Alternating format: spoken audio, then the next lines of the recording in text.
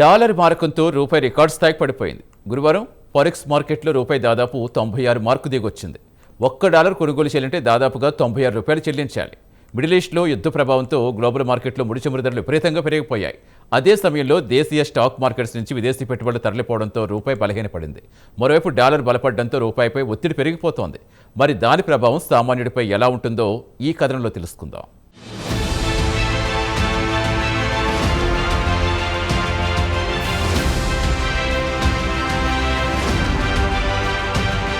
Middle ఈస్ట్లో యుద్ధ ప్రభావంతో ప్రతి దేశం తీవ్ర ఇబ్బందులు పడుతున్నాయి. ముడి చమురు సరఫరా నిలిచిపోవడం ఒక ఎత్తైతే చమురు ధరలు విపరీతంగా పెరిగిపోయాయి.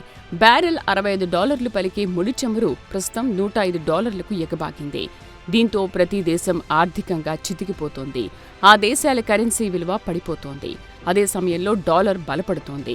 ఇక అంతర్జాతీయ వాణిజ్యం అంతా డాలర్లలోనే జరుగుతోంది కాబట్టి డాలర్ స్థిరంగా బలపడుతుంటే అదే డాలర్ కొనుగోలు చేయాలంటే అదనంగా డబ్బు చెల్లించి డాలర్లు కొనుగోలు చేయాల్సిన పరిస్థితి ఏర్పడింది.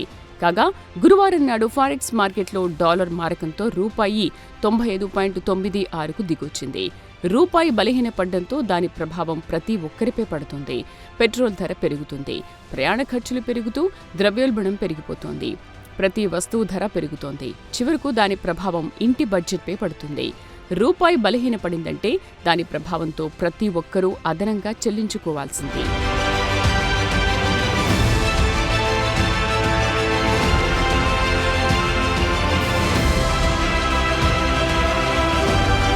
ఏడాది ఆసియాలో అత్యంత బలహీనమైన కరెన్సీగా ఇండియన్ రూపీ నిలిచింది.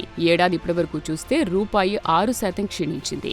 గురువారం నాడు ఫారెక్స్ మార్కెట్లో రూపాయి రికార్డు స్థాయిలో 95.96కు దిగొచ్చింది. పరిస్థితి చూస్తుంటే ఇక త్వరలోనే $100 మార్కు దాటిపోయినా ఆశ్చర్యపోవాల్సిన పని లేదంటున్నారు ఫారెక్స్ ట్రేడర్లు. ఇరాన్ యుద్ధం వల్ల హర్ముజ్ జలసంధి ద్వారా రావాల్సిన ముడి చమురు నిలిచిపోయింది. దీంతో పెట్రోలియం ఉత్పత్తుల ధరలు విపరీతంగా పెరిగిపోయాయి.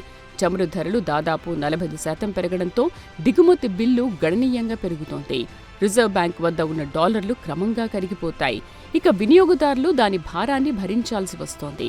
ప్రస్తుతం చమురే కాకుండా వంట నూనెలు, ఎరువులు, ఎలక్ట్రానిక్, ఇతర నిత్యావసర వస్తువులు దిగుమతి చేసుకోవాలంటే ఖరీదైన వ్యవహారంగా మారిపోతుంది.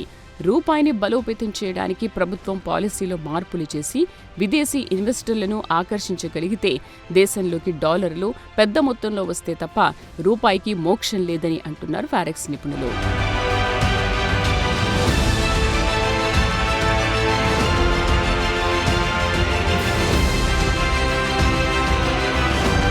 ఇరాన్ అమెరికా యుద్ధం వల్ల దేశీయ స్టాక్ మార్కెట్ల నుంచి పెద్ద మొత్తంలో విదేశీ పెట్టుబడులు తరలిపోతున్నాయి. దాని ప్రభావంతో రూపాయి బలహీనపడుతోంది. ఇక రూపాయి మరింత పడిపోకుండా రిజర్వ్ బ్యాంక్ జోక్యం చేసుకుని డాలర్లు విక్రయించడం వల్ల రూపాయి మరింత పతనం కాకుండా అడ్డుకోగలుగుతాయి. అదేవిధంగా ఆర్బీఐ బంగారం, వెండి దిగుమతి సుంకాన్ని పెంచేసి రూపాయిని మరింత పడిపోకుండా అడ్డుకుంది. దీనివల్ల డాలర్ మారకంతో రూపాయి 95.50 నుంచి 96.10 మధ్యలో ట్రేడ్ అయ్యే అవకాశాలున్నాయని మార్కెట్ వర్గాలు చెబుతున్నాయి. ఇదిలా ఉండగా brent crude oil barrel future ట్రేడ్లో $106.16కు చేరింది. ఇక ఇండియా విషయానికొస్తే దేశీయ అవసరాలకు 90% ముడి చమురు దిగుమతులపైనే ఆధారపడాల్సి వస్తోంది. అదే సమయంలో 50% గ్యాస్ కూడా దిగుమతులపైనే ఆధారపడాల్సి వస్తోంది.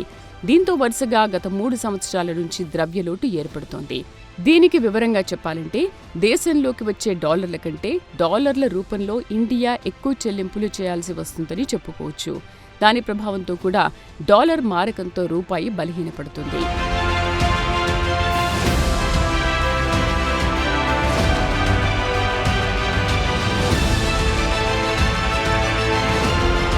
ఇండియా పడిపోతున్న రూపాయిని బలోపేతం చేయడానికి విదేశీ ఇన్వెస్టర్లను పెద్ద ఎత్తున ఆకర్షించడం, దేశంలోకి పెద్ద ఎత్తున డాలర్లు వచ్చేలా చేయడం.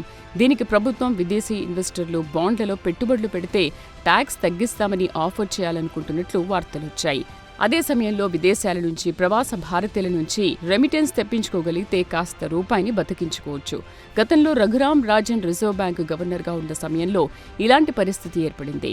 ప్రవాస భారతీయుల నుంచి పెద్ద ఎత్తున రెమిటెన్స్ చేయించారు. అయితే వారి డిపాజిట్లపై కాస్త వడ్డీ రేటు పెంచడమే కాకుండా వడ్డీ కూడా డాలర్లలో ఇస్తామని ఆఫర్ చేయడంతో అప్పుడు ఎన్ఆర్ఐల నుంచి వరదల డాలర్లు వచ్చాయి. అప్పుడు గండ నుంచి గట్టెక్కగలిగారు. ప్రస్తుతం కేంద్రంలోని మోదీ ప్రభుత్వం కూడా దీనిపై సీరియస్గానే ఆలోచిస్తోంది.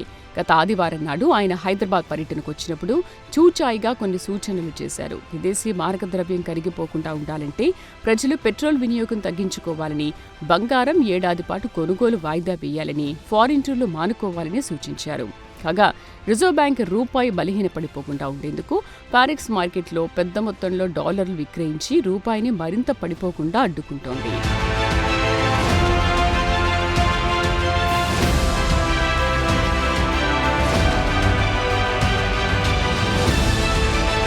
ఇక ముడి చమురు ధరలు పెరగడం వల్ల దాని ప్రభావం ద్రవ్యోల్బణంపై పడుతుంది.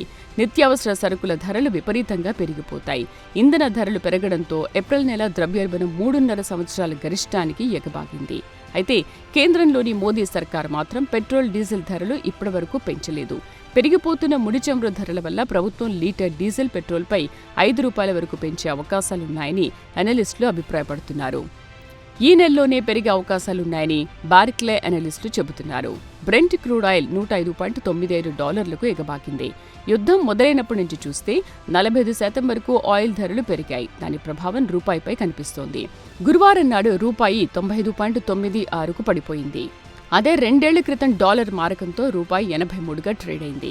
ఇక వివరంగా చెప్పాలంటే 2 ఏళ్ల క్రితంతో పోల్చుకుంటే అదే వస్తువులు మనం 15% అధికంగా చెల్లించి కొనుగోలు చేస్తున్నామని చెప్పుకోవాల్సిందే. ముడి చమురు, ఎరువులు, ఎలక్ట్రానిక్స్, విదేశీ పర్యటనలకు విదేశాల నుంచి దిగుమతి చేసుకునే వస్తువులపై అధిక మొత్తం చెల్లించాల్సిందే. చమురు ధరలు పెరిగాయంటే మన రోజూ వాడే ప్రతి ఒక్క వస్తువు ధర పెరుగుతుంది. జీవన వ్యయం మరింత భారమవుతుంది.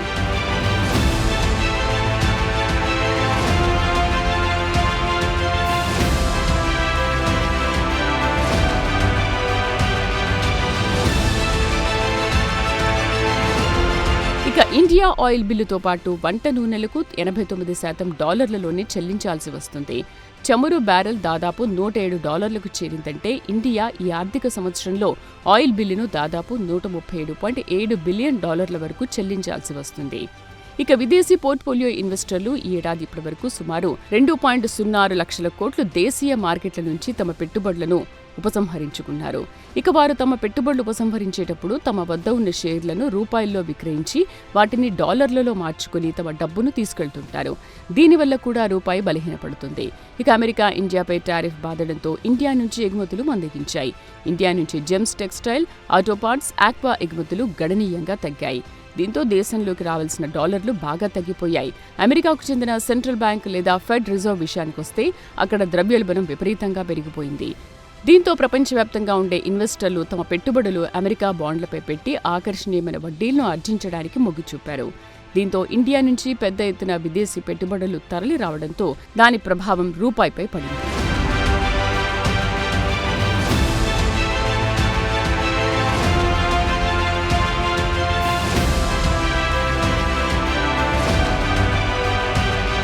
అయితే ఇక్కడ గుర్తుంచుకోవాల్సింది రూపాయి క్షీణిస్తోంది అంటే ఇండియా ఆర్థిక వ్యవస్థ కుప్పకూలిందని కాదు.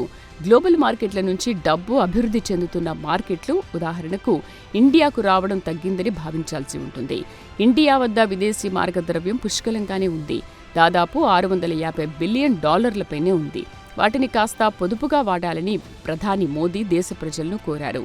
అందుకే బంగారం కొనుగోలును తగ్గించాలని, విదేశీ పర్యటనలను వాయిదా వేసుకోవాలని సలహా ఇచ్చారు. డాలర్ల ఖర్చును తగ్గించుకోవాలనేది ఆయన ప్రధాన ఉద్దేశ్యం. గతేడాది $71.98 బిలియన్ బంగారం దిగుమతి చేసుకున్నాం. చైనా తర్వాత అత్యధికంగా బంగారం కొనుగోలు చేసింది ఇండియా. 2025లో ఇండియా నుంచి సుమారు 3.2 కోట్ల మంది విదేశీ పర్యటనకు వెళ్లారు. వీరంతా కలిసి $31.7 బిలియన్ వ్యయం చేశారు. దేశంలోకి వచ్చే డాలర్ల కంటే దేశం నుంచి తరలిపోయే డాలర్లు ఎక్కువ కావడంతో దాని ప్రభావంతో రూపాయి ఒత్తిడికి గురవుతుంది. ఇక విదేశాలకు వెళ్లి చదువుకునే విద్యార్థులు తీవ్ర ఇబ్బందులు పడాల్సి వస్తుంది. వారి చదువు ఖరీదైన వ్యవహారంగా మారుతుంది. ఐటీ రంగానికి చెందిన కంపెనీలు కాస్త లాభపడ్డాయి. వారి ఆదాయం డాలర్లలో ఉంటుంది కాబట్టి రూపాయి పతనమైతే వారు లబ్ధి పొందుతారు. ఇక రూపాయిని బలోపేతం చేయడానికి మోదీ మ్యాజిక్ ఎలా పనిచేస్తుందో వేచి చూడాల్సిందే.